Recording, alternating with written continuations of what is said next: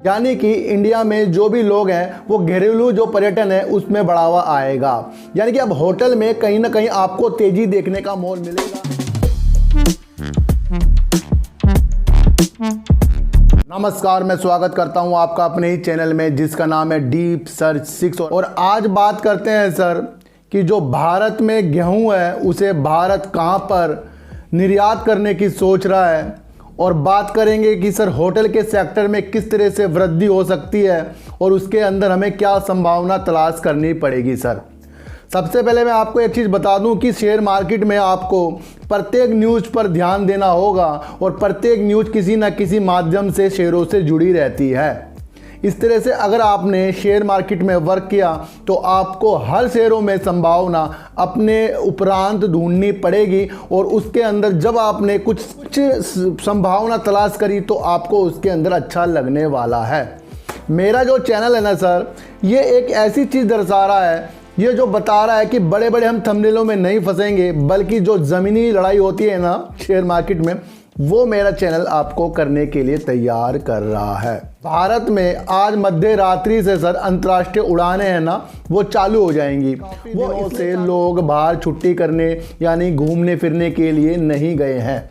यानी कि कहीं ना कहीं अब जब गर्मी का माहौल आता है तो लोग सर्दी की तरफ जाते हैं, जहाँ सर्दी का माहौल होता है, जैसे पहाड़ों में चले गए, कहीं भी चले गए, तो अब वो लोग छुट्टी बनाने के लिए आगे जाएंगे।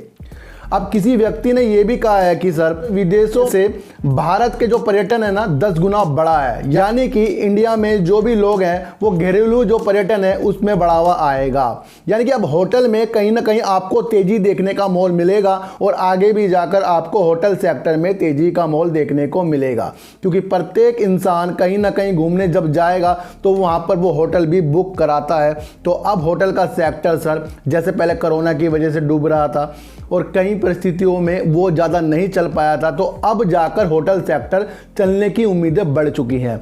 अब किसी किसी का ये भी कहना है सर, जैसे विदेशों में युद्ध की स्थिति पैदा हो रही है तो बाहर जाने के लिए लोग नहीं सोच रहे हैं और अपने घरेलू पर्यटन में ही वो अपना दिमाग लगाएंगे। यानी कि अब जो होटल सेक्टर, आपको रेस्टोरेंट ये वगैरह जो ज़्यादा चलने वाले हैं, और आपको कहीं ना कहीं अब होटल सेक्टर में बाहरें आती हुई दिखाई देगी।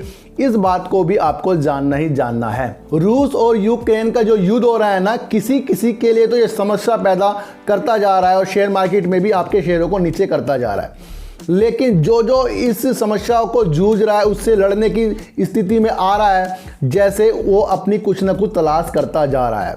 यानी कि भारत ने अब जो एक ऐसा मन बनाया है कि जो रूस और यूक्रेन से गेहूं लेते थे, जो देश लेते थे सर, उसमें भारत अपनी संभावना तलाश रहा है और कहीं ना कहीं वो उन्हें निर्यात करने की सोच रहा है। भारत 30 देशों में गेहूं निर्यात करने की सोच रहा है। इससे सर आपको कहीं ना कहीं एक्सपोर्ट और इंपोर्ट के मामले में भी आपको एक संभावना नजर आएगी, और कहीं ना कहीं आपको यातायात के जो भी साधन होते हैं उसमें आपको शेयरों में तेजी आती हुई दिखाई देगी, और कृषि के क्षेत्र में भी इसका बहुत ज़्यादा इफेक्ट पड़ेगा ही पड़ेगा।